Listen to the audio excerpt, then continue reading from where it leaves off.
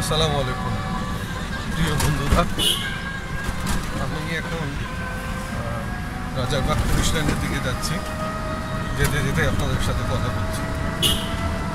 বিষয়টা হচ্ছে, যে কোনো কিছু আমাদের শুরু করা উচিত কম থেকে।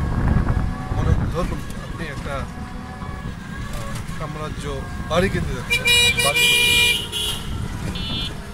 তখন আপনাকে জমি কিনে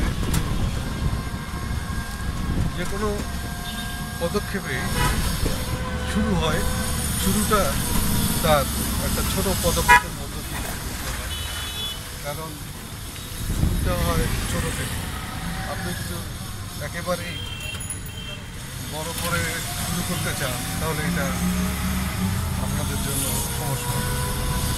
এই জন্য ছোটো থেকে শুরু করুন যে কোনো কাজ, এবং কাজের ক্ষেত্রে কখনো দ্বিধাহীন হবেন না। কাজ পাবে এবং কাজ আপনাকে অনেক দূরে এগিয়ে নিয়ে যাবে।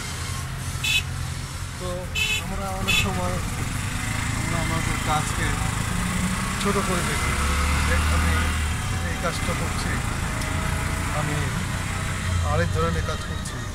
এই হীনমন্যতা আপনার কাছ থেকে দূর করতে হবে। প্রথমত বলেছি যে কাজটা শুরু করবেন, যে কোনো কাজ শুরু করতে চাইছেন, আপনি প্ল্যান করেছেন কিন্তু প্ল্যান করতে করতে সময় কাটিয়ে যাচ্ছে, তাহলে এটা কোনো মূল্য হবে না।